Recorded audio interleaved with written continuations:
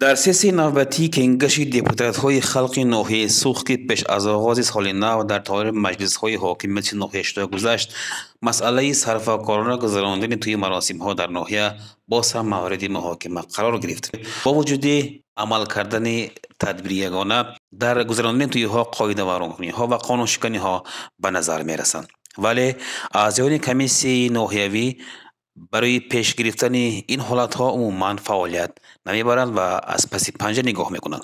این در برآمد دپوتات کنگش دپوتات های خلق ناحیه سوخت رئیس محلی حضرت علی سبحان علی نشانов تاکید خود را یافت. Assalomu alaykum sessiya qatnashchilari, hurmatli deputatlar.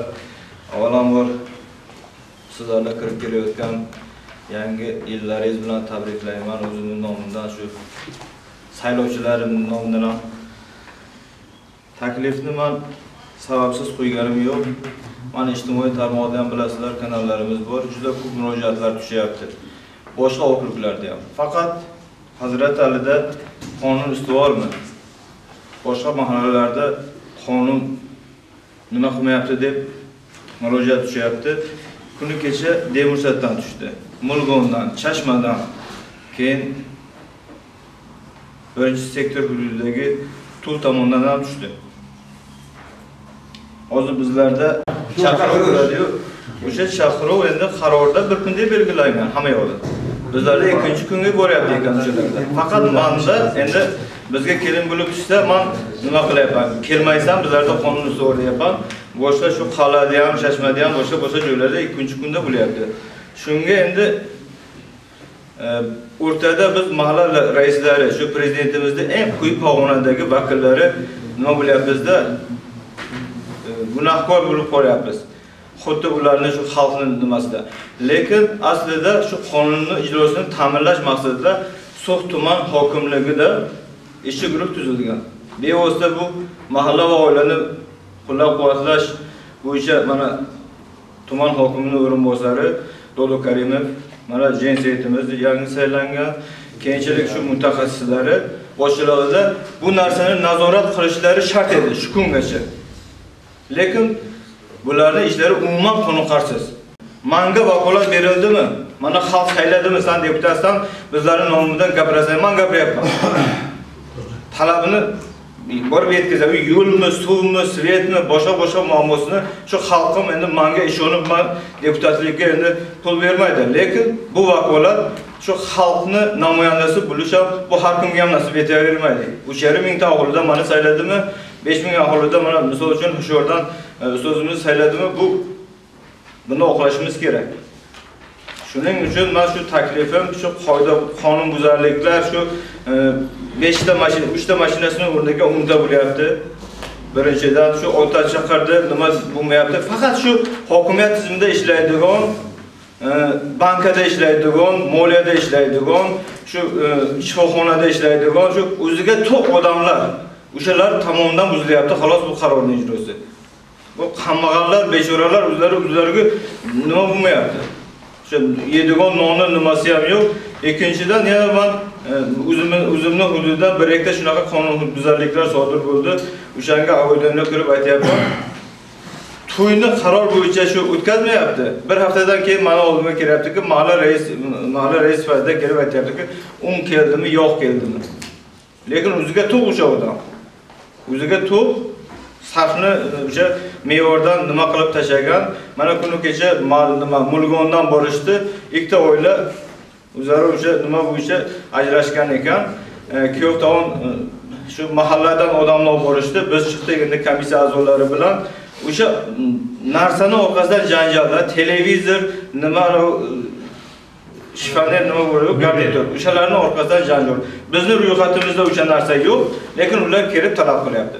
Men dedim o'sha mana shu dalolatnomaga siz qizingiz bilan birga olib kelganmiz. Mana shu dalolatnomadagi narsani olib ketasiz. Bundan oshiq shu garnitur, divan kreslo nimalar endi qoladi dedim.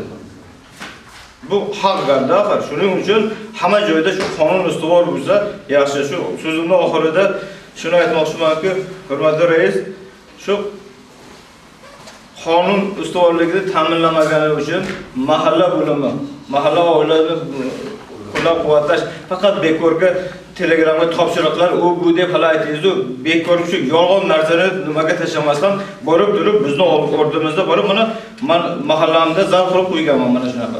Borib targ'ibot qilsin, chiqsin aytsin, qonun ustuvor, 30 ta odammi, 30 ta odam keladi. Borib turib oshini yeb, nimasini yeb kelmasin-ku. Shu ko'rib aytish kerak bular. Hamma bu qonun ustuvorligini biz ta'minlamasa kim ta'minlaydi hukumat? Bular bu yerda qochib tursa, bitta men o'sha yoqda mana Qashqar nimaga o'xshab gapiraversam, umum xatibim borib turib shu ortiqcha dekoratsiya mumkin emas deyapti. Pardani nima qilib olibdi? Ichki ishlarda ishlaydigan xodim bu parda bo'ladi deyapti. Bizni qonunimizda yo'q bu narsa. Mahallamizning qonunida Senatdan ham tasdiqlangan ortiqcha dekoratsiya, 5 ta 6 ta kamera bunaqalar yo'q. Bir kun deb belgilagan bor. Benzinni olib bordi-da oxiri. Shu masjid imomimiz borib turib, agar olib tashlamasan, shu mahallaning qarorini, prezidentning qarorini qilmasa men yoqib tashlaman dedi. Keyin u hushyorlik hammasini yig'ishtirib olib ketdi. 37 ta to'yimiz chiroyli o'tdi. Lekin o'sha ichki ishlarda ishlaydi o'zi. Borib turib nima qilyapti? O'zini ko'rsatmoqchi bo'lyapti. Oxiri bo'lmadi, viloyatga ham chaqirdim, hokimiyatga men xatni chiqardim sizning nomingizga. 1 oy bo'lyapti.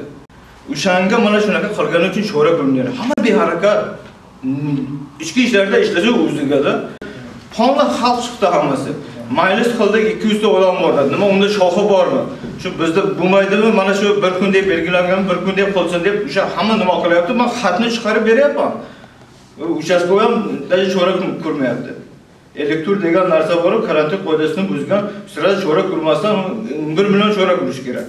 Hokimiyatga chiqaryapti. Agar bu kambag'al odam bo'lsa, chiqarmaydi. Bundan keyin o'zini muloqotchi o'rganmi? Qilyaptimi? Chorani o'sha ko'radi. To'g'ridan to'g'ri. Hozir mana noqonuniy qildi mana shu. Mahallani 30 ta deyapti, 200 ta odam chiqyaptimi? To'polon qilyaptimi? Bo'ysunmayapti mahallaga. Uni mana tezda nimasini qilib turib, o'shaning uchun mahalla va oilaga mana ko'maklashadigan nima bergan. Vazirlik bor. Shu mahalla raisi oldingidaqa u jamoatchilik tashkiloti emas u. Hokimiyatni bajaruvchi odam o'sha. Bu vazirlikning xodimi. O'tirib bu chora ko'rishga o'tiribdi. Undan hech kim vakolatni olib qo'ygani yo'q. Materialni qiladi, sudga taqdim qiladi mana. Shuning uchun o'sha mahallaning raisini o'rinbosari ichki ishlar bo'lim boshlig'i nimaga unga ichki ishlardan bitta zam berilgan? Shuni aytyapman. Tushunyapsizmi? Shuning uchun juda zo'r, yaxshi taklif qildingiz. Misol uchun men qo'llab-quvvatlayman. Endi yana ikkinchi taklifim diniy tomondan o'sha to'y o'tkazib 1 oy bo'lgan bo'lsa, kuyov mana oldimga boryapti-ku, xulosa. 1 oydan keyin xulosaga boryapti. Vaholanki o'sha nizomga asosan, qarorga asosan 1 hafta oldin menga olib kelish kerak edi. Mana shu kelin Mulg'ondan, kuyov Hazrati Alidan qon qarindoshligi bilan men pechat urib berishim kerak. 1 oydan keyin boryapti-ku, agar shu xulosani rais bo'lib bermasa, endi kuyov bola yaxshi bo'ladi. O'qimishli shu o'qiydi, lekin shu nima deydi, 5 qo'l barobar emas demaydi. O'shani xulosani olib olmasam, qarib 600 mingmi qancha ishtirok qiladi dedi. Men dedim, bu xulosasiz qaysi domla o'qidi dedim. Shu domla o'qidi tanaganim yo'q. Pul berdinglarmi desam yo'q deyapti. Keyin o'sha xulosani bermasdan nima qildim? Uyga jo'natdim, sirada xatni o'chirib, prokuratura bilan ichki ishlarga nima qildim? O'sha domlaga chora ko'rish. Domlar nima qiladi? 1 marta, 2 marta ishtirok ham qo'ygan ekan. Men dedim, bunaqa bo'lsa bir 15 sutga jo'natinglar. O'sha yo'lda tarbiyalab nima kelsin. Keyin bola keldi, mana shunaqa, shuni bermasangiz bo'lmaydi. O'sha xulosaga ham keyin yozdim, shunaqa 1 oy oldin to'y bo'lgan, bu xulosani 1 haftadan oldin olish kerak edi. Lekin mana shunaqa holat, qonun ustuvor jazo muqarrarligini biz tushuntirdik deb, o'sha pesha urib, o'sha bolani o'ziga beryapman, o'sha hukumatdan yana olib kelyapti nimaga. Endi nimada endi shu nima deydi, to'q oiladan nima o'sgan bola shu nimasi e'tiborsizligi. Keyin yana menga bo'ladi, u bu narsa deb siz aytganingiz bitta nimada yang'iriqda sudga nima debdi-da, tavsiyanoma beribdi, borib yozibdi, aroqxo'r u bu deb hamma yoqni sudga olib borsa, siz aroqxo'r ekansiz deb yozib beribdi. shunaqa bitta rais shunaqadek yozib bergan ekan. Mana o'zi o'qimasdan nima qilyapti? Qaytib borib tushuntirdim, men dedim, o'sha sud bo'ladi, domlangiz borib sudda qatnashadi, domlangizga chora ko'radi. O'sha kuyovlarga tushuntirdim. Shu ikkinchi masala shu diniy tomondan Vodxon shu nimaga tushuntirsak, shunaqa holatlarda shu qog'ozi bo'lmasa umuman nikoh o'qilmas. Mana shunday. Haqiqatda 3 marta, 4 marta men o'zim ham to'xtatdim. Mana Sharqobodda kecha 3 kun bo'ldi. 11 ta mashina kelyapti. O Pradoda pulimiz yo'q, boshqamiz yo'q deydi. Hatto kam ta'minlangan uyga to'y bo'lyapti, aytga to'y ataylab borman. Bordim, bechoraning uyida hech kim yo'q. Mana hamma sektor rahbarlari bor, prokurorlar, ichki ishlarimiz ham hammamiz bordik-da, kirdik, hech kim yo'q. Biz tabriklab, duo qilib chiqib ketdik.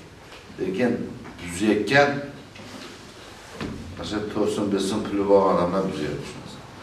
Shuning uchun mana joylarda yana nima qilamiz, sessiya qarori bu ijrosi majburiy hisoblanadi.